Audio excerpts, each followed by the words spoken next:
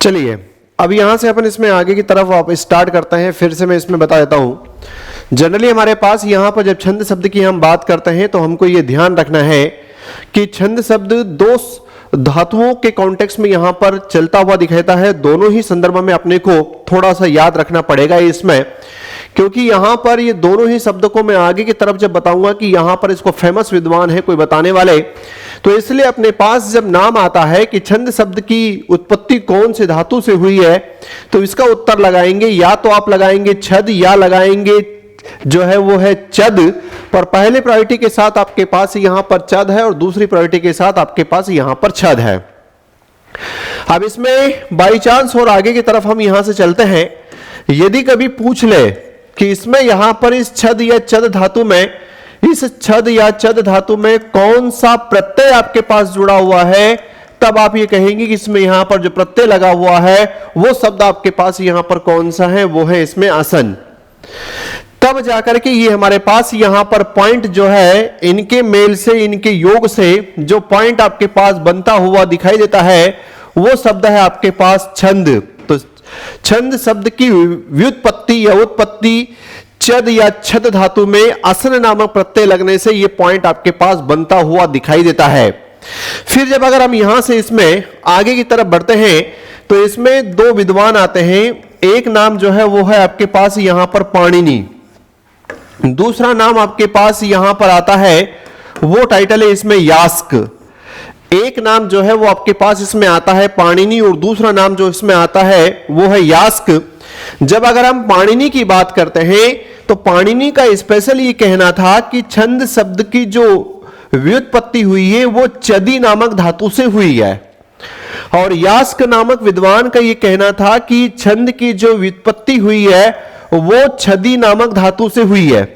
तो इस संदर्भ में अपने पास यहां पर ये जो दोनों पॉइंट्स चलते हैं कि पर हम यहां जिस पॉइंट को बहुत ज्यादा ऑथेंटिक वे में लेकर के चलने का जो प्रयास करते हैं उसमें आपके पास पाणिनि नामक विद्वान को ज्यादा इसमें यहां पर ऑथेंटिक तरीके से लेकर के चलने का प्रयास कहीं ना कहीं करते हुए दिखाई देते हैं। तो ये पॉइंट अपने पास यहां पर दोनों याद रखना है। लिखने जैसे एग्जामों में भी ये बड़े इंप्रेस वाले पॉइंट है कि हम इतना तक बताने में सक्षम हैं कि ये जो छंद आया है ये अगर हम यहां पर चद और चद वाला शब्द पाणिनि जो है इसको चदी के रूप में यहां पर डिफाइन करता हुआ दिखाई देता है, और यास्क नामक विद्वान जो है इसको यहां पर छदी के रूप में डिफाइन करता हुआ दिखाई देता है। फिर यहां से इसमें आगे की तरफ इसमें बढ़ते हैं तो एक बात ये आती है कि ये जो छंद है इस छंद के कुछ अन्य नाम हैं। तो यहां पर इसको जो है कुछ विद्वानों ने पिंगल के नाम से भी जाना है। तो एक अन्य नाम हम यहां पर याद रखेंगे कि छंद शब्द का अन्य नाम क्या है। तो छंद शब्द का जो अन्य नाम है वो अन्य नाम है यहां पर पिंगल। लेकिन यहां पर यदि हम दूसरी भाषा में जाते हैं तो दूसरी भाषा में अंग्रेजी में इसे जिस नाम से जाना और पहचाना जाता है वो टाइटल है आपके पास मेटा। और उसी प्रकार से यदि हम यहां पर अंग्रेजी में एक इसके और नाम की हम बात करें तो वो नाम आपके पास आता हुआ दिखाई देता है, वो है वर्स। तो इसके तीन नाम हो गए, एक आपने इसको पिंगल भी कह दिया, दूसरा आपने इसे मेटा भी कह दिया, तीसरा आपने यहां पर वर्स भी कह दिया। ये इसके नाम है छंद के अन्य नाम। अब यहां से जब हम इसमें आगे की तरफ बढ़ते हैं तो ये पॉइंट आता है कि ये जो छंद शब्द है इस छंद शब्द का अर्थ क्या होता है। जब केवल इस शब्द के अर्थ की बात करते हैं तब इसके अर्थ को ऐसा निकाला जाता है कि छंद का मतलब होता है छादन, छादन का मीनिंग होता है वो है आपके पास आच्छादन, और आच्छादन का जो मीनिंग होता है वो है आपके पास यहां पर ढकना। मतलब इसकी जो व्युत्पत्ति है वो इस संदर्भ में यहां पर ऐसी मानी जाती है, या इस शब्द को जो है इस कॉन्टेक्स्ट में ऐसा लिया गया कि छंद शब्द का अर्थ क्या है। तो छंद शब्द का अर्थ अपन ने कहा कि इसे हम आच्छादन के नाम से जानते हैं। अब यहां से जब इसमें आगे की तरफ बढ़ते हैं तो ऐसा माना जाता है कि पुराने समय में जब ये राक्षसों के द्वारा, जब पुराने समय में राक्षसों के द्वारा ये है देवता वर्ग और ये है आपके पास यहां पर राक्षस वर्ग, राक्षस वर्ग के द्वारा जब देवताओं के ऊपर आक्रमण किए जाते थे तब ऐसी स्थिति में यहां पर ये देवतागण क्या है कि अपने बीज बचाव के लिए संस्कृत में कुछ श्लोकों का उच्चारण किया करते थे और इनको ऐसा मान लेते थे कि ये संस्कृत के श्लोकों का यदि हमने उच्चारण कर दिया तो इसका मतलब ये है कि हमने हमारे चारों तरफ एक आवरण बना लिया, एक कवर अपने आप को कर लिया, चारों तरफ से हमने अपने आप को ढक लिया। उस पॉइंट के कॉन्टेक्स्ट में यहां पर आया। फॉर एग्जाम्पल के लिए बहुत सिंपल सी बात कि यदि आप रात में कहीं घर से बाहर निकले, पता चलता है कि यदि किसी प्रकार की कोई आपके सामने कोई बैरियर आ गया, ऑब्स्टेकल्स आ गए, कोई बाधा आ गई, तब वहां पर कोई कहता है जय हनुमान ज्ञान गुण सागर जय। तो इसका मतलब ये है कि जो आप हनुमान चालीसा का पाठ आपने जो शुरू किया उसके पीछे लॉजिक ये है कि आप ये समझते हो कि मेरे चारों तरफ जो है अब आवरण यहां पर लगने वाला है और अब मुझे बाहरी बाधा कोई परेशानी यहां पर नहीं कर पाएगी। उसी प्रकार से कभी कभी यहां पर कोई भगवान शिव के जो 12 ज्योतिर्लिंगों के नाम है वो बोलने का प्रयास करता है और ऐसा कहता है सौराष्ट्रे सोमनाथम च श्रीशैले मल्लिकार्जुनम उज्जैनम महाकालम ओंकारम ममलेश्वरम। तो बेसिकली ये है कि ये जब हम यहां पर इस प्रकार से बोलते हैं तब ऐसा मान लिया जाता है कि हमारे चारों तरफ जो है, हमारे चारों तरफ एक बढ़िया वाला आवरण बन रहा है और उस आवरण के कारण अब हमें यहां पर कोई बाहर परेशान नहीं कर पाएगा। तो ये इसका प्रारंभिक वाला जो सेंस था, प्रारंभिक वाला सेंस यहां पर इसी संदर्भ में जाता हुआ दिखाई दिया। तो ठीक है, एक अपने को यहां पर याद तो रखना पड़ेगा कि जब अगर बात आ जाए कि छंद शब्द का अर्थ क्या है, तब हम यहां पर ये कह देंगे कि छंद शब्द का अर्थ होता है आच्छादन। आच्छादन का बहुत सिंपल अपनी भाषा में यहां पर मीनिंग क्या होता है, तो वो अपन ने ये कहा कि इसका मीनिंग ढकना होता है। अब यहां से इसमें आगे की तरफ जब चलते हैं तब इसमें ऐसा प्रश्न जो है कई बार कई सारी कंपटीशन एग्जाम में आया है इसमें कि छंद का सबसे पहला उल्लेख कहां मिलता है। तो जो हमारे पास 4 वेद हैं, जब आप ऋग्वेद की बात करते हो, जब यजुर्वेद, सामवेद और अथर्ववेद की बात करते हो, तब वहां पर इसका सबसे पहला उल्लेख जो है कहां पर मिलता है, तो इसका सबसे पहला उल्लेख मिलता है वो है ऋग्वेद में। सबसे पहला इसका उल्लेख कहां मिलता है, तो वो आंसर आता है आपके पास ऋग्वेद में, इसका सबसे पहला उल्लेख मिलता है। फिर यहां से जब हम आगे की तरफ अगर बात करें तो ऐसा कहा जाता है कि ऋग्वेद का भी जो पुरुष सूक्त है, बेसिकली इसमें भी अगर अंदर जाना है तो इसके भी अंदर जाकर के पुरुष सूक्त में, और पुरुष सूक्त के भी अगर हम अंदर जाएं तब यहां पर इसका जो जिक्र मिलता हुआ कहीं ना कहीं दिखाई देता है, वो पॉइंट आपके पास है 10वें मंडल में। चूंकि चैप्टर के अंदर सब चैप्टर और सब चैप्टर के अंदर जो है वो आपके पास यदि आपको जाने की आवश्यकता पड़ती है तो ये पॉइंट आपके पास आता है कि ऋग्वेद के पुरुष सूक्त के 10वें मंडल में छंद का उल्लेख पहले हमको यहां पर दिखाई देता है या ऐसा माना जाता है। यह प्रश्न अपने पास यहां पर कई बार आया है, इधर की तरफ अभी वो एग्जामिनर जो है वहां नहीं पहुंचा। फिर हम यहां से जब आगे की तरफ इसमें बात बढ़ती है इसमें, तो एक शब्द आता है वो है आपके पास छंद सूत्र।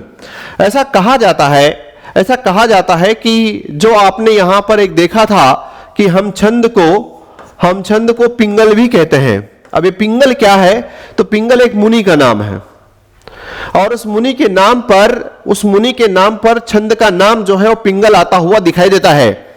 इसी कॉन्टेक्स्ट में पिंगल मुनि के द्वारा छंद जो है सूत्र नामक एक ग्रंथ लिखा जाता है और कहीं ना कहीं यहां पर इसको जब हम बात करते हैं तो ये इस प्रकार की दुनिया का जो है वो पहला ग्रंथ माना जाता है। लेकिन जब अगर हम यहां से इसमें आगे की तरफ बढ़ते हैं तो इसमें ऐसा कहा गया कि छंद शास्त्र में छंद सूत्र के प्रणेता नामक विद्वान की जब अगर बात की जाती है तो वो कौन है, तो वो आंसर है आपके पास पिंगल। अब इसका नाम जो है वो छंद का नाम पिंगल क्यों रख दिया गया, तो 2 शब्द पैरेलल चलते हैं। एक शब्द है आपके पास पिंगल और दूसरा शब्द है आपके पास डिंगल। अभी आपको इस कॉन्सेप्ट के हिसाब से इसकी जरूरत नहीं है डिंगल की, लेकिन समझना चाहिए अपने को। पिंगल शब्द का मतलब होता है कर्णप्रिय और डिंगल शब्द का मीनिंग जो होता है वो है आपके पास कर्कश। पिंगल का मीनिंग है आपके पास कर्णप्रिय और डिंगल का मीनिंग होता है वो है आपके पास यहां पर कर्कश। अब इसमें अगर हम देखें तो सामान्यतः एक माइंड आप सेट करने का प्रयास करिए कि छंद और कुछ नहीं है, मात्र कविता की पंक्तियां हैं। सबसे पहला विजन जो है वो अपने माइंड में यहां पर ये सेट होना चाहिए कि छंद कुछ और नहीं है। छंद हमारे पास यहां पर क्या है, तो छंद जो है वो हमारे पास इसमें जब अगर हम बात करते हैं तो ये मात्र कविता की पंक्तियां हैं। अब एक कविता की पंक्तियां बोलूं मैं और दूसरा मैं ये जो फॉर्म अभी आपके पास जो बोल रहा हूं, ये जो मेरा बोलने का तरीका है ये गद्य फॉर्म है। मैं कोई कहानी, नाटक, एकांकी भांति जो है वो आपके सामने कंटेंट रवाना करता हुआ दिखाई दे रहा हूं। लेकिन मैं अगर यहां पर कविताएं चालू कर दूं और कविताओं को मैं अगर आपको सुनाना शुरू कर दूं, बुंदेलो के हर बोलो के मुख हमने सुनी कहानी थी, खूब लड़ी मर्दानी वह तो झांसी वाली रानी थी, हे प्रभु आनंद दाता ज्ञान हमको दीजिए। तो बेसिकली ये जो मेरे द्वारा लाइनें जो बोली जा रही है, ये कविता के फॉर्म में मैं जो सेंटेंस बोल रहा हूं वो आपके कानों को ज्यादा अच्छा लग रहा है, कर्णप्रिय लगता है। लेकिन जब हम इस फॉर्म में यहां पर बोलते हैं तो ये आमतौर पर आपको कर्कश लगता है। तो इसी सेंस में यहां पर जब बात आती हुई दिखाई दी इसमें, तो यह है कि पिंगल मुनि के द्वारा जो छंद सूत्र नामक यहां पर जब ग्रंथ की चर्चा इसमें होती हुई दिखाई देती है, तब इसमें ऐसा मान लिया गया कि ये जो है यहां पर हम अगर छंद को पिंगल नाम दे तो कोई दिक्कत नहीं है, क्योंकि छंद क्या है, कविताएं। पिंगल का मतलब होता है कर्णप्रिय, और कविताएं हमारे कानों को अच्छी लगती है, इसलिए वो नाम जो है वहां पर कहीं ना कहीं फिट करते हुए दिखाई दिए। ये पॉइंट जो है अपने पास इसमें आया। अब यहां से जब इसमें से आगे की तरफ एक फैक्ट की तरफ और अगर बढ़े, तो ये जो पॉइंट आपके पास आता है, फिर एक दूसरा जो पॉइंट यहां से अगर अपन इसमें देखें तो एक शब्द कभी कभी एग्जामिनर जो है इस प्रकार से पूछ ले आपको कि लौकिक। बेसिकली ये जो संस्कृत है ये दो भागों में डिवाइड होती हुई दिखाई देती है, एक है आपके पास लौकिक और दूसरा है आपके पास वैदिक। तो इसमें कभी कभी इस प्रकार का प्रश्न पूछते हैं कि लौकिक संस्कृत के छंदों का जन्मदाता किसे माना जाता है। तो जब अगर अपने पास यहां पर यह आता है कि लौकिक संस्कृत के छंदों का जन्मदाता किसे मानते हैं, तो इसका उत्तर आपके पास यहां पर जाता है कि इस टाइटल में आपके पास वाल्मीकि को कहीं ना कहीं हम यहां पर लेने का प्रयास करते हैं कि लौकिक संस्कृत के छंदों के रूप में जो है हम इनका नाम जो है वो लेते हुए दिखाई देते हैं। फिर यहां से जब इसमें आगे की तरफ अगर बढ़ते हैं तो ऐसा यह कहा जाता है कि ये जो आपके पास छंद सूत्र वाला जो पॉइंट है, इसको यहां पर छंद की दुनिया का आदि ग्रंथ भी माना जाता है। अब छंद की दुनिया का आदि ग्रंथ मानना, इसका मतलब है कि आदि का मतलब होता है प्रारंभ, प्रारंभ का मतलब होता है आपके पास पहला, प्रारंभ का मतलब होता है वो है आपके पास पहला। तो यहां पर छंद की दुनिया का आदि ग्रंथ किसे माना जाता है, तो पिंगल के द्वारा लिखा गया जो छंद सूत्र है उसको हम यहां पर आदि ग्रंथ का दर्जा देते हैं। लौकिक संस्कृत के छंदों का जन्मदाता किसे माना जाता है, तो यह पॉइंट आपके पास आएगा यहां पर क्या, तो आंसर है इसमें वाल्मीकि को। फिर यहां पर जब ये संस्कृत की बात करते हैं तो चूंकि आपको लगता है कि हम तो जिस भाषा के अंदर चल रहे हैं वो है यहां पर हिंदी। जब अगर आपके पास इस प्रकार से हिंदी से रिलेटेड अगर कोई बात आ जाए कि हिंदी में जो है हम यहां पर छंद की दुनिया का, हिंदी में हम छंद की दुनिया का पहला ग्रंथ जो है वो कौन सा मानते हैं, तब उसमें उत्तर आपके पास आता हुआ दिखाई देता है, यह है आपके पास यहां पर छंदमाला। यदि हमारे से यहां पर हिंदी के संदर्भ में बात कर ली जाए कि हिंदी के संदर्भ में सबसे पहला आपके पास ग्रंथ कौन सा नजर आता हुआ दिखाई देता है, तो वो पॉइंट आपके पास है छंदमाला। तो ये 3-4 यहां से जो इसका फैक्ट है वो फैक्ट आपने को कहीं ना कहीं इसमें संभालने की आवश्यकता जो है पड़ती हुई दिखाई देगी। अब यहां से जब इसमें आगे की तरफ अगर अपन बढ़ते हैं तो पॉइंट अपने पास इसकी जो है वो लेकर के आएगा कि एक टाइटल है आपके पास, ये वाला शब्द जिसको आपको विशेष करके याद रखना है, कभी कभी फोकस में आपको पूछ लिया जाए।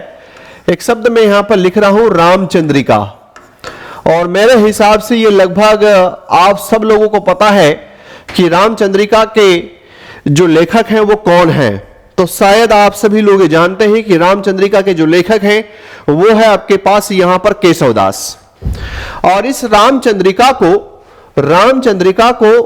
एक यहां पर टेक दे दिया गया, और ऐसा किसी कॉम्पिटिशन एग्जाम में हाईलाइट हो रही है चीजें कि छंदों का अजायब घर किसे कहा जाता है, मतलब कौन सा ऐसा ग्रंथ है जिसे छंदों का अजायब घर, मतलब यहां पर आपके पास इस प्रकार से पॉइंट आता है कि छंदों का अजायब घर हम यहां पर अजायब घर किसे कहते हैं, तब इसका उत्तर जाता है कि केशवदास की जो रामचंद्रिका है उस केशवदास की रामचंद्रिका को छंदों के अजायब घर के रूप में यहां पर डिफाइन करते हैं।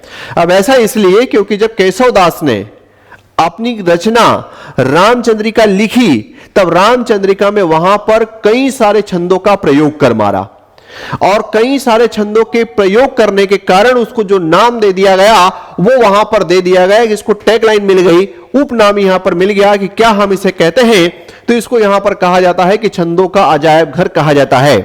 अब ये सारी ही बातें चाहे हम यहां पर लिखने की एग्जाम का हिस्सा हैं, चाहे हम यहां पर ऑब्जेक्टिव के एग्जाम का हिस्सा हैं, ये वाले पॉइंट्स यदि अगर आप माइंड में लेकर के चलते हैं तो नो डाउट आपको इसमें आगे की तरफ ही बढ़ाते हुए दिखाई देंगे। फिर यहां से इसमें जब आगे की तरफ अगर अपन बढ़ते हैं तो बात आती है इसमें परिभाषाओं की, और परिभाषाओं में अपने पास यहां पर सबसे पहले परिभाषा आती है वो है इसमें आचार्य रामचंद्र शुक्ल की। जैसे मैं यहां पर 3 एक परिभाषाएं आपको बताऊंगा और एग्जामिनेशन पॉइंट ऑफ व्यू से आपको याद रखनी चाहिए, पर पहला जो आपके पास परिभाषा है वो परिभाषा है यहां पर रामचंद्र शुक्ल की। रामचंद्र शुक्ल, इस रामचंद्र शुक्ल के द्वारा क्या कहा गया, तो बेसिकली उन्होंने ऐसा कहा कि छोटी छोटी जो हमारे पास यहां पर सार्थक ध्वनियां होती है, छोटे छोटे हमारे पास जो छोटी छोटी जो सार्थक ध्वनियां होती है, उन सार्थक ध्वनियों का प्रभावपूर्ण, जब हम उनको प्रभावपूर्ण तरीके से सामंजस्य तरीके से उसको समन्वय की दृष्टि से जब आगे बढ़ाने का प्रयास करते हैं तो उसको हम यहां पर कहते हैं छंद। लेकिन जब हम यहां पर एग्जामिनेशन पॉइंट ऑफ व्यू से बड़ी मोस्ट इंपोर्टेंट परिभाषा देखेंगे तो इसमें एक परिभाषा आएगी जगदीश चंद्र गुप्त की।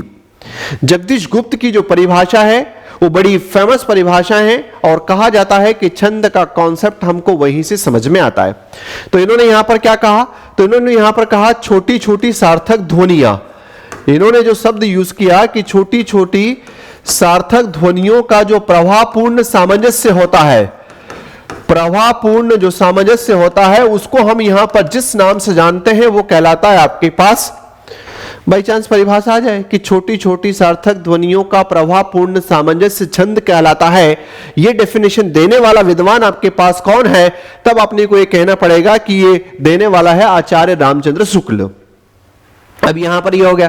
अब प्रभावपूर्ण सामंजस्य का नाम, कि जब आप कविता की पंक्तियां बोलते हो ना तो एक प्रवाह लगता है, हे प्रभु आनंददाता ज्ञान हमको दीजिए। आप इसको ऐसे नहीं बोल सकते, हे प्रभु आनंद दाता ज्ञान हमको, इस प्रकार से आप नहीं बोलते। एक प्रवाह में जब अगर आप बोलने का प्रयास करते हो तो उस पॉइंट को आप यहां पर जिस नाम से डिफाइन करते हो वो टाइटल आपके पास कहलाता है। पर ये परिभाषा पर्टिकुलर किसकी है तो उनके संदर्भ में जो है आप यहां पर याद रखने का प्रयास करेंगे।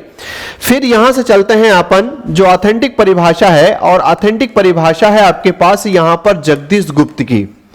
जो जगदीश गुप्त हैं, ये जगदीश गुप्त ने अपनी एक किताब है जिसका नाम है हिंदी साहित्य।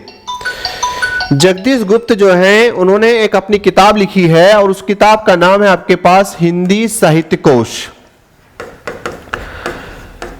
अब इस हिंदी साहित्य कोश की अगर बात करें तो इस हिंदी साहित्य कोश में एक शानदार इन्होंने डेफिनेशन दी है जिससे छंद का कॉन्सेप्ट हमको समझ में आता है, और लॉन्ग टाइम तक हम किसी भी परिप्रेक्ष्य में हमको यही याद रखने की आवश्यकता पड़ेगी जगदीश गुप्त का हिंदी साहित्य कोश की। जो हिंदी साहित्य कोश में क्या परिभाषा दी इन्होंने ये कहा कि जैसे मान लो मैं अगर आपके सामने एक लाइन बोलूं कि हे प्रभु आनंददाता ज्ञान हमको दीजिए, तो उन्होंने कहा कि किसी कविता की पंक्ति को लिखने के दौरान, किसी कविता की पंक्ति, चूंकि हम पंक्ति बोलते हैं, छंद की भाषा में पंक्ति न कहला करके वो चरण कहलाता है, या उसको हम पद कहते हैं। जैसे हे प्रभु आनंददाता ज्ञान हमको दीजिए, ये एक चरण है, ये एक पद है छंद के संदर्भ में। लेकिन आप जब आपस में बात करते हैं तो कहते हैं कि एक लाइन है, अंग्रेजी में बोल दिया, हिंदी में कह देते हैं कि एक पंक्ति है, जिसे वहां पर टेक्निकल रूप में क्या कहा जाता है तो उसको हम वहां पर चरण या पद के नाम से जानते हैं।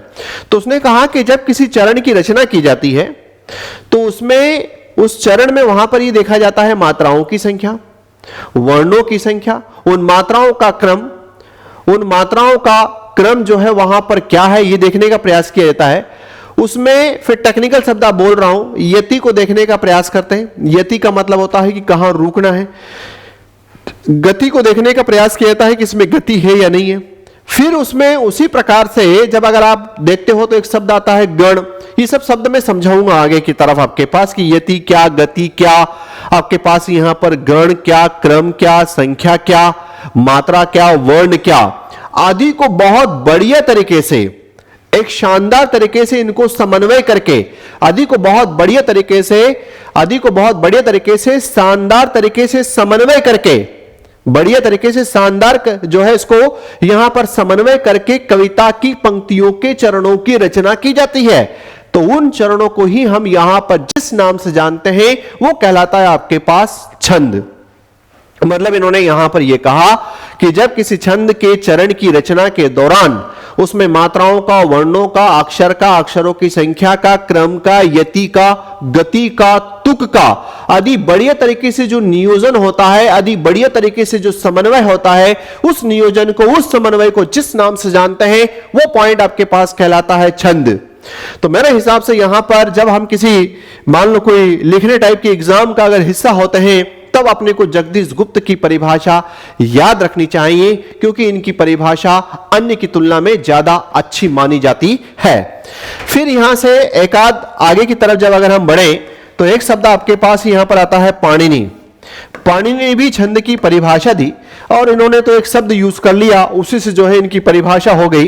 उन्होंने कहा कि जो आह्लादित करे, बस इतना सा शब्द यूज किया, ये वाला शब्द। और इन्होंने कहा कि जो आह्लादित करे, आह्लादित का मतलब होता है जो प्लीजर करता है, जो हमें प्रसन्न करता है, जो खुश करता है। तो सामान्यतः ऐसा माना जाता है कि जो कविता की पंक्तियां होती है वो हमको खुश करती है, वो हमको प्लीजर करती है, वो हमको आनंद देती है। चाहे हम उसको पढ़ने की बात करें या चाहे हम कोई अगर पढ़ रहा हो, हम सुन रहे हैं। तो यहां पर इस प्रकार का पॉइंट कि जो हमें आह्लादित करता है, जो पंक्तियां हमें आह्लादित करती हैं उसे छंद कहते हैं। ये परिभाषा देने वाला विद्वान कौन है? तो ये देने वाला विद्वान आपके पास पाणिनि है, क्योंकि पाणिनि का भी एक अपना वर्चस्व है संस्कृत की दुनिया में, इसलिए इनके कॉन्सेप्ट को भी समय समय पर साथ में लेकर के चलने की आवश्यकता पड़ती है। तो ये पॉइंट आपके पास यहां पर आ गया कि जो जिसने आह्लादित कर दिया, जिसने खुश कर दिया, जिसने प्रसन्न कर दिया, उसको हम यहां पर जिस नाम से जानते हैं वो पॉइंट आपके पास क्या कहलाता है? तो उसको हम यहां पर छंद के नाम से जानते हैं। अब एक आध अगर हम आगे की तरफ बहुत सिंपल परिभाषा देखें, बहुत सिंपल लगता है कि थोड़ा सा याद रखने की दृष्टि से, तो उसने कहा कि मात्राओं और वर्णों की दृष्टि से किसी वाक्य के संदर्भ में, किसी कथन के संदर्भ में जो विचार किया जाता है, उस विचार को जिस नाम से जानते हैं वो क्या कहलाता है? तो उस विचार को छंद कहते हैं। इसके अलावा इसमें यहां पर और कुछ याद रखने की आवश्यकताएं नहीं है हमको। इसका मतलब अगर आपके पास हो गया कि क्या इसमें मात्राओं का और वर्णों का गेम है? यस, 99 टाइम अपने पास यहां पर इसी का बहुत बढ़िया तरीके से गेम होता है। मात्रा और वर्णों को हम सही तरीके से जमा पाते हैं, पचा पाते हैं या नहीं, इसी बात को लेकर के अपने को इसमें यहां पर देखना होता है। ठीक है, तो ये 3-4 परिभाषाएं, जिसमें सबसे पहली प्रायोरिटी पे आप ये याद रखिए, दूसरी प्रायोरिटी पे ये याद रखिए, तीसरी प्रायोरिटी पे ये याद रखिए। यदि कोई लिखने वाले एग्जाम का हिस्सा है तो केवल याद रखें, लेकिन जब ऐसा पूछ लिया जाएगा कि जो आह्लादित करता है, जो प्रसन्न करता है, उसे छंद कहते हैं, ये परिभाषा कौन से विद्वान के द्वारा दी गई है, तब आपको फिर यहां पर याद होनी चाहिए कि ये परिभाषा पाणिनि नामक विद्वान के द्वारा दी गई है। अब यहां पर जब इसमें आगे की तरफ अगर हम बढ़े तो एक शब्द आता है, कोटेशन आता है। और कोटेशन इस प्रकार से कि जब हमारे से कोई पूछता है कि व्याकरण की कसौटी, जो गद्य की व्याकरण जो होता है उसकी कसौटी क्या है, तो वहां पर यह है कि गद्य है। कविताओं की कसौटी क्या है? तो इसका आंसर है कि छंद है। इसका मतलब है कि जब अगर आपका व्याकरण अच्छा है या नहीं है, तो जब आप सेंटेंस लिखते हो नाटक का, कहानी का, एकांकी का, उपन्यास का, रिपोर्टाज का, संस्मरण का, तो ऐसा देख लिया जाएगा कि जब आपने वो रचनाएं लिखी तो आपका व्याकरण कितना अच्छा है, आदमी जजमेंट वहां से लगा लेगा। आपने जब कविताएं लिखी और कविताओं में वहां पर प्रॉपर तरीके से छंदों का सही उपयोग किया या नहीं किया, यदि नहीं किया तो मान लिया जाएगा कि आपको जो है कविताएं लिखते नहीं आती, क्योंकि इस बात को लेकर के बहुत जबरदस्त तरीके से फोकस करते हैं। ऐसा ही हुआ एक बार एक कवि सम्मेलन में, कवि जो है कविता सुनाने के लिए गया, अन्य कवि जो वहां पर उसके सीनियर साथी बैठे हुए थे, एक कवि ने अपनी भाषा में कविता सुना दी, तो अन्य कवियों के द्वारा कह दिया गया कि जब तक तेरे को छंद का ज्ञान ना हो तब तक तू इस कविताओं के मंच पर मत आया कर, क्योंकि जो कविताएं यहां पर सुनानी है वो छंदों के संदर्भ में सुनानी है, इसलिए यहां पर उसको एक सेंटेंस दे दिया गया। तो इसका मतलब है कि हां, यदि गद्य की कसौटी के रूप में अगर हम यहां पर व्याकरण को चेक करने का प्रयास करते हैं तो पद्य की कसौटी के रूप में हम छंदों को देखने का प्रयास करते हैं और इनका बड़ा अपना महत्व है। फिर यहां से जब आगे की तरफ चलते हैं इसमें तो बड़ा शानदार वाला पॉइंट, और यही इसका आधार है। क्या है? यहां आपसे जो है वो पूछा जाता है इसमें छंद के अंग या फिर आपके पास अवयव। ये जब अगर आपके पास सेंटेंस आता है कि छंद के अंग या अवयव आपके पास क्या है, तब ऐसी स्थिति में पहला तो एक ये कि एक डायलेमा क्लियर करना इन दो में। कुछ किताबों में छंद के अंग या अवयव 7 दे रखे हैं, कुछ किताबों में यहां पर छंद के अवयव या जो है वो अंग 8 दे रखे हैं। आप अपना डायलेमा जो है इसमें यहां पर क्लियर रखें। फर्स्ट प्रायोरिटी आपके पास ये है 7। जब अगर हम ऑप्शन टाइप वाले हिस्से में बैठे हुए हैं तो सेकंड पॉइंट हमारे पास है यहां पर 8। लेकिन यहां पर ये जो है आपके पास 100% वाला सही है, और ये 10% के कॉन्टेक्स्ट में कहीं कहीं किसी ग्रंथ में लिख दिया जाता है, लेकिन अपने को इस पर ज्यादा फोकस नहीं करना है। अपना जो इसमें यहां पर आंसर जाएगा वो क्या जाएगा? अपना जाएगा कि छंद के अंग 7 हैं। ऐसी स्थिति में यहां पर हम लिख दें कि जो भाषा शास्त्रियों के द्वारा या काव्य शास्त्रियों के द्वारा छंद के अंग मुख्य रूप से 7 डिसाइड किए गए, 7 डिसाइड किए गए हैं। वो 8 कैसे मान लेते हैं मैं आपको भी लिख करके बताता हूं। जैसे मान लो अपने पास पहला पॉइंट आता है पद, इसी को हम यहां पर कहते हैं पाद, इसी को हम यहां पर कहते हैं चरण। फिर दूसरा पॉइंट आता है इसमें वो है संख्या, या दूसरा पॉइंट आपके पास है इसमें क्रम। तीसरा पॉइंट है इसमें मात्रा, या फिर आपके पास वर्ण। तीसरा पॉइंट आपके पास है मात्रा और वर्ण। चौथा पॉइंट आपके पास जो है इसमें, जैसे मैंने यहां पर ऐसे बनाया और इधर की तरफ बनाया लघु और यहां पर गुरु। फिर यहां पर चौथा पॉइंट जो है मैंने लिखा वो टाइटल है इसमें गण। 5 पे लिखा मैंने यति, 6 पे लिखा मैंने यहां पर गति, और 7 पे लिखा मैंने यहां पर तुक। तो बेसिकली तो आपके पास यहां पर ये इसका सटीक वाला सही वाला जो आंसर है वो आपके पास ये वाला है। पद पाद चरण, संख्या क्रम, मात्रा वर्ण, गण यति गति और तुक। लेकिन क्या होता है कि समय के सापेक्ष में कुछ किताबों में इसको नंबरिंग दे दी गई, किसको? लघु और गुरु को। इसको नंबरिंग नहीं है, लेकिन इसको नंबरिंग देने की वजह से जो है इसको 8 यहां पर काउंट कर लिया करते हैं। पर चूंकि जब अगर आप मात्राओं की बात करते हो तो मात्राएं ही लघु और गुरु में चलती है, इसलिए जो इसके ओरिजिनल वाले जो काव्य शास्त्री हैं उन्होंने इस पॉइंट को यहां से नदारद कर दिया। तो इसलिए अपने पास यहां पर जब बात अगर आती है कि छंद के अंग जो है वो कितने हैं, तो अपने को ये मान करके चलना है। ये पॉइंट आपके पास यहां पर चलेगा 7, और 7 में पद पाद चरण संख्या क्रम मात्रा वर्ण, इस मात्रा वर्ण के अंदर लघु गुरु है। गण यति गति तुक वाला पॉइंट जो है वो आपके पास आता हुआ दिखाता है। अब ये सब सारे कहलाते क्या हैं? जैसे अपने पास यहां पर आया पद, या इसको हम कहें पाद, या फिर आपके पास है इसमें चरण। तो ये पद पाद या चरण वाला कॉन्सेप्ट क्या है देखते हैं इसको। यहां पर उसने कहा कि साधारण भाषा में जब आप ये कहते हो कि जो छंद की पंक्तियां होती हैं उसको हम यहां पर जिस नाम से जानते हैं वो कहलाते हैं आपके पास चरण। सही बात है। अब छंद की पंक्तियां मतलब काव्य की पंक्तियां, जो काव्य की जो पंक्तियां होती हैं उन काव्य की पंक्तियों को ही आप यहां पर जिस नाम से डिफाइन करते हो वो जो है आपके पास यहां पर कहलाते हैं पद भी कह देते हो, दूसरा नाम इसको पाद भी कह देते हो, तीसरा नाम आप इसको यहां पर चरण भी कह देते हो। लेकिन ऑथेंटिक इसमें यहां पर पॉइंट 1 इसकी जो परिभाषा है उसमें अपने को जो शब्द याद रखना है जिसके दम पर यह सही और गलत होती हुई दिखाई दे सकती है, और वो शब्द है आपके पास यहां पर ये चतुर्थांश। वो शब्द अपने पास है यहां पर क्या है? चतुर्थांश। कि जब अगर हम इसमें यहां पर बात करें तो उनका ऐसा कहना है कि जो छंद का जो चतुर्थांश होता है उस चतुर्थांश को हम यहां पर पद या पाद या चरण के नाम से जानते हैं। अब ये चतुर्थांश का मतलब क्या? तो सामान्यतः जब आपसे कोई पूछता है कि छंद में कितने चरण होते हैं तो छंद में यहां पर आपके पास ये 4 वाला पॉइंट इसमें जाता है।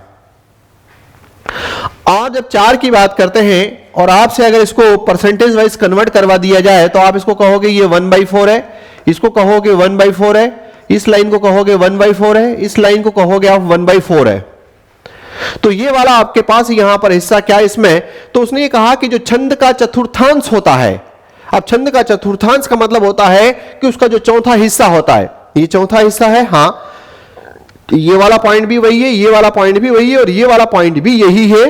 तो इसको हम यहां पर जिस नाम से जानते हैं वो कहलाता है आपके पास पद, पाद या चरण के रूप में इसको डिफाइन करते हैं। ऐसी परिभाषा जो है वो अपने को याद रखनी चाहिए कि छंद के चतुर्थांश को ही पद, पाद या चरण का दर्जा कहीं ना कहीं दिया जाता है। अब यहां पर इसमें आगे की तरफ जब अगर बढ़ते हैं इसमें, तो एक जगह आपने ये देखा होगा कि जैसे मान लो, एक जगह आपने ये देखा होगा कि मान लो अगर आपके पास दोहा है, तो अभी तो मुझे नहीं पता कि कितने लोगों को इसमें मात्राओं का सिस्टम पता है, लेकिन जब अगर आप देखते हो तो उसमें आप कहते हो कि ये है आपके पास 13 11 13 11। क्या इसमें यहां पर 13 की एक लाइन, 11 की एक लाइन, 13 की एक लाइन, 11 की एक लाइन ऐसी लिखी हुई मिलती है? नहीं। जब आप एग्जामिनेशन पॉइंट ऑफ व्यू से जाते हो तब वहां पर 13 और 11 जो है वो ऐसे एक ही उसमें लिख दिए जाते हैं। फिर यहां पर आगे जो है वापस 13 और 11, मतलब दोहे में जो है वो सामान्यतः आप 2 चरण पाते हो।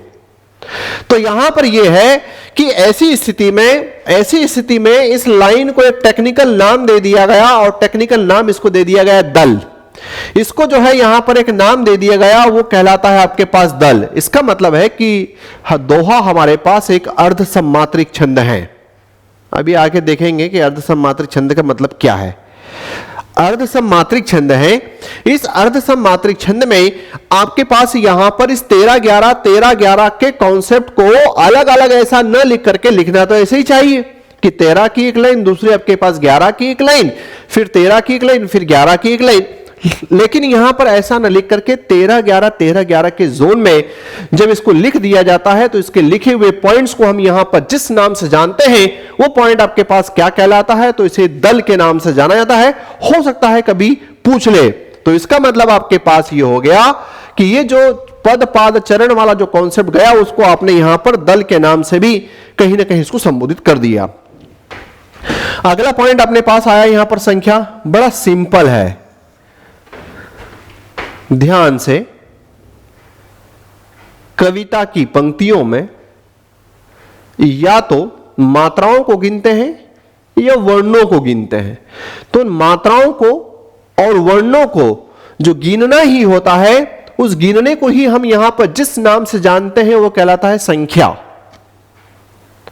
मात्राओं को और वर्णों को जो गिनते हैं उनको गिनने को ही हम यहां पर जिस नाम से जानते हैं वो पॉइंट क्या कहलाता है, तो वो पॉइंट कहलाता है संख्या। संख्या नंबर ही है। क्या करना है, जब दोहा की जब बात करोगे तो 13 11 गिनोगे, 13 11 जो है वहां पर गिनोगे, तो वो पॉइंट आपके पास यहां पर कहलाएगा संख्या। परिभाषा बड़ी सिंपल है कि छंद के चरणों में मात्राओं और वर्णों की काउंटिंग करना, मात्राओं और वर्णों को गिनना, उस गिनने को ही हम यहां पर जिस नाम से जानते हैं वो पॉइंट आपके पास कहलाता है संख्या। फिर बात है आपके पास यहां पर क्रम। क्रम का मीनिंग क्या है, बड़ा सिंपल साइंस में इसको यहां पर याद रखें कि जैसे इसको मैं एक एग्जांपल से लूं। आपने देखा होगा लोकसभा में या आपने विधानसभा में देखा होगा कि वहां पर सीएम कहां बैठेगा, होम मिनिस्टर कहां बैठेगा, इन सब कौन सा सांसद कहां बैठेगा, इनका सबका बैठने का एक स्थान होता है। और जो बैठने का जो स्थान होता है वो प्रॉपर तरीके से वहां पर उसमें कि वो व्यक्ति वहीं जाकर के बैठेगा, मतलब उसमें क्या उनका क्रम निर्धारित कर दिया जाता है। आंसर है यस। तो जब अगर हम यहां पर इसी संदर्भ में जब क्रम की बात करते हैं तो उन्होंने कहा कि छंद के चरणों में भी ये मात्राएं जो होती है बेसिकली इन मात्राओं को एक निश्चित क्रम में वहां पर बिठाया जाता है और उस क्रम में ही जो है जब अगर वो बैठती है तो उसी पॉइंट को वहां पर उन्होंने जिस नाम से इसको संबोधित कर दिया वो टाइटल आपके पास क्या कहलाए, तो उन्होंने कहा कि इसे हम यहां पर क्रम के रूप में कहीं ना कहीं जानते हैं। अर्थात उन्होंने ये कहा कि जब अगर आपके पास क्रम वाला जो कॉन्सेप्ट आता है तो मात्राएं आपके पास दो होती है, एक होती है लघु, एक होती है गुरु। छोटी मात्रा कहां, बड़ी मात्रा कहां, पीएम बड़ा कहां बैठेगा, सांसद छोटा कहां बैठेगा, तो उनके बैठने का स्थान निर्धारण लघु, सांसद, गुरु, पीएम, पीएम कहां बैठेगा, होम मिनिस्ट्री वाला पॉइंट जो है वो कहां बैठेगा, तो इनके लघु और गुरु मतलब छोटी मात्राओं का और बड़ी मात्राओं का जो निर्धारण होता है, उसी निर्धारण को हम यहां पर जिस नाम से जानते हैं कि लघु गुरु का जो निर्धारण होता है, उस निर्धारण को यहां पर जिस नाम से जाना जाता है वो पॉइंट आपके पास क्या कहलाता है, उसको हम यहां पर क्रम के रूप में जानते हैं। अगेन इसकी परिभाषा थी छंद का चतुर्थांश, चौथी पंक्ति क्या कहलाती है, पद पादीय चरण। दोहा जो अर्थ सम्मात्री छंद होंगे, जैसे दोहा हो गया, जैसे सोठा हो गया, जैसे बरवे हो गया, जैसे उल्लाला हो गया, वहां पर इनके नाम जो है वो बन जाएंगे दल। फिर यहां से बात आई संख्या क्या, मात्राओं और वर्णों को गिनना।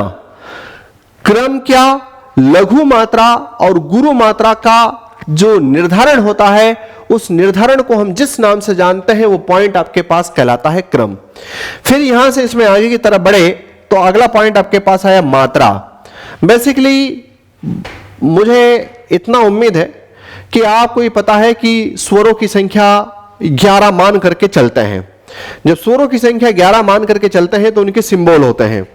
जैसे अगर मान लो आपके पास अ है तो इसका सिंबल आपने कभी नहीं देखा होगा, लेकिन जब अगर आपके पास आ है तो इसका सिंबल ऐसा है। छोटी ई है तो इसका सिंबल जो है वो इस प्रकार से है। यदि बड़ी ई है तो इसका सिंबल जो है वो इस प्रकार से है। यदि आपके पास ऊ है तो इसका सिंबल ऐसा है। यदि आपके पास ऊ है तो इसका सिंबल जो है वो आपके पास इस प्रकार से है। यदि आपके पास ऋषि है तो इसका सिंबल आपने ऐसा देखा होगा। यदि ए है तो इसका सिंबल ये है। उसी प्रकार से आई है तो इसका सिंबल आपके पास ऐसा है। यदि आपके पास ओ है तो इसका सिंबल जो है वो आपके पास ऐसा है। और यदि अगर आपके पास ये औ है तो इसका सिंबल जो है वो आपके पास इस प्रकार से है। तो ये क्या है, तो अपन ने ये कहा कि ये स्वरों के चिन्ह है। कौन से, ये वाली पट्टी, ये वाली पट्टी स्वरों के चिन्ह है। तो जो स्वरों के जो चिन्ह होते हैं उन चिन्हों को ही जिस नाम से जाना जाता है वो कहलाती है मात्राएं। मतलब अगर अपने को यहां पर इसकी परिभाषा को डिफाइन करने का अगर मौका मिलता है तब हम यहां पर कहेंगे कि स्वरों के वे चिन्ह जो व्यंजनों के साथ प्रयुक्त होते हैं। क्यों, क्योंकि जैसे अगर आपको कोई कह दे कि के, आपको कोई कह दे के लिखो, तो क्या आप के ऐसे लिखोगे? नहीं, तो फिर आप कैसे लिखेंगे? तो आपने कहा कि के तो हम ऐसा लिखेंगे। तो इसका मतलब है कि इसका जो चिन्ह था कि वो व्यंजन के ऊपर चला गया। आंसर आता है हाँ। यदि आपको कोई कह दे कि गो लिखो, तो क्या गो लिखोगे? तो क्या गो जो है वो इस प्रकार से लिखोगे?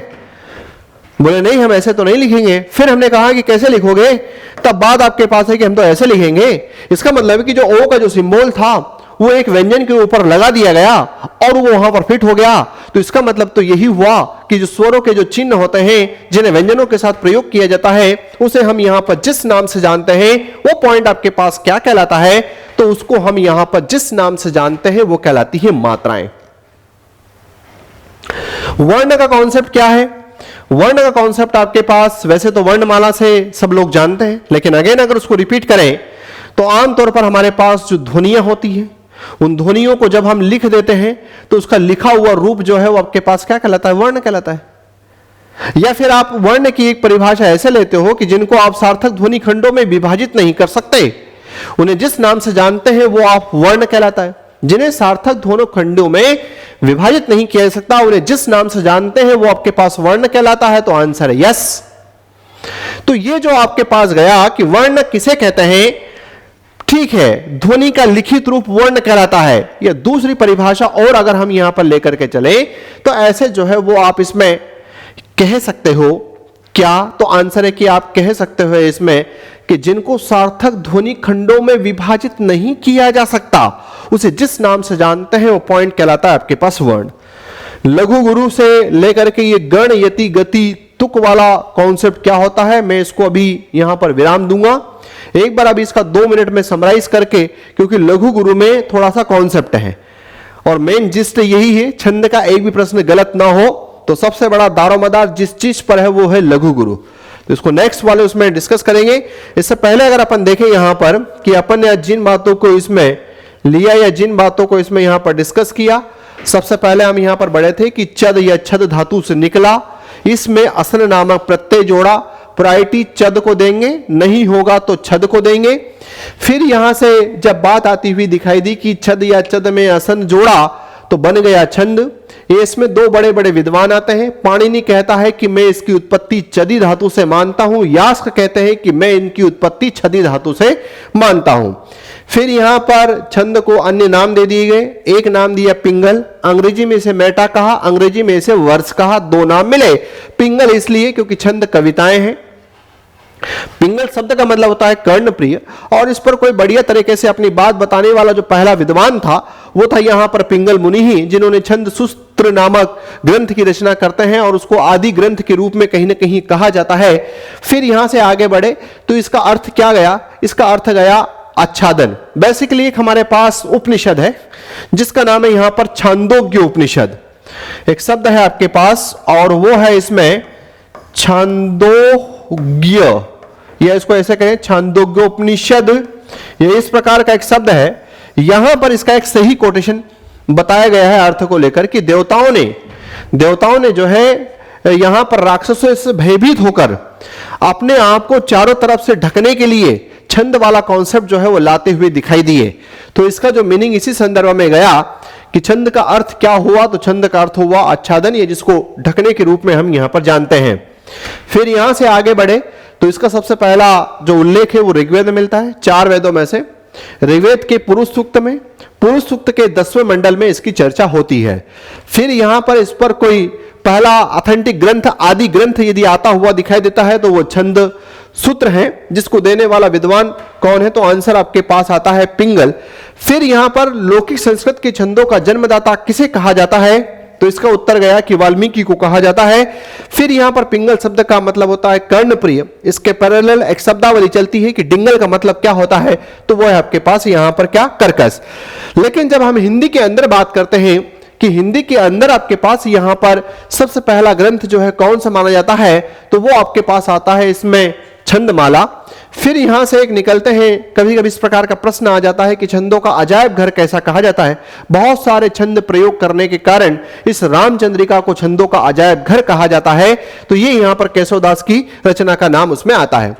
फिर यहां से गई परिभाषाओं में छोटी छोटी सार्थक प्रभावपूर्ण सामंजस्य ध्वनियों का नाम छंद है। रामचंद्र शुक्ल ने कहा जब किसी छंद के अंतर्गत, कविता के अंतर्गत अक्षरों की संख्या, क्रम, मात्रा, वर्ण, यति, गति, तुक आदि का बढ़िया तरीके से समायोजन या नियोजन करना ही छंद कहलाता है। ये जगदीश गुप्त ने अपनी किताब हिंदी साहित्य कोश में इसकी परिभाषा दी है और सबसे अच्छी परिभाषा यही मानी जाती है। पाणिनि ने कहा कि हम तो ये कह देते हैं कि जो हमें आह्लादित कर देता है, जो हमें प्रसन्न कर देता है, उसको हम यहाँ पर छंद के नाम से जानते हैं।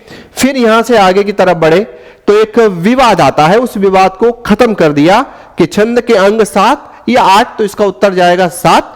और 7 कौन कौन से हैं? पहला पद पाद चरण, दूसरा संख्या क्रम, तीसरा मात्रा वर्ण, इसके अंदर आपके पास लघु गुरु है, चौथा है गण, 5वां है यति, छठा है गति, 7वां है तुक।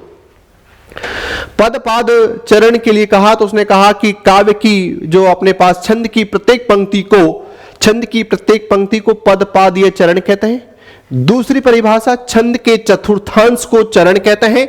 क्या है चतुर्थांश? तो यह है 1/4, 1/4 चौथा हिस्सा है, इसलिए इसको हम यहां पर एक कहते हैं। फिर यहां पर जब हमारे पास जो अर्धसम मात्रिक छंद होते हैं उसमें 2-2 चरण एक ही दिशा में लिख दिए जाते हैं, उसको एक दिशा में लिखने के कारण उसको दल का नाम जो है वो दे दिया गया। फिर यहां से गए संख्या, क्या? मात्रा और वर्णों को गिनना को संख्या कहते हैं। क्रम आपके पास क्या? तो उसने कहा कि लघु गुरु का जो स्थान निर्धारण होता है उस स्थान निर्धारण को हम यहां पर क्रम कहते हैं। फिर बात आई कि इसमें मात्रा क्या? तो मात्रा का मतलब आपके पास हुआ कि स्वरों के वे चिन्ह जो व्यंजनों के साथ प्रयुक्त होते हैं उसे हम मात्रा के रूप में जानते हैं। फिर बात अपने पास आई कि वर्ण किसे कहते हैं, तो वर्ण के संदर्भ में अपने पास बात आती है कि जो ध्वनियां होती हैं उनको लिख देते हैं उसे वर्ण कहते हैं, या फिर कि जब किसी ध्वनि को और सार्थक खंडों में, वर्ण को सार्थक खंडों में विभाजित नहीं किया जा सकता तो उसको हम यहां पर वर्ण के नाम से जानते हैं। यहां पर ला करके जो है ये आज के पॉइंट को रोक रहे हैं क्योंकि ये आपके पास मेन है। और लगभग आधे घंटे का कॉन्सेप्ट केवल यही शब्द ले जाएगा, इसलिए इसको नेक्स्ट वाले टाइटल में अपन यहां पर डिस्कस करेंगे। आज इस पॉइंट को यही विराम देते हैं। जय हिंद, जय भारत।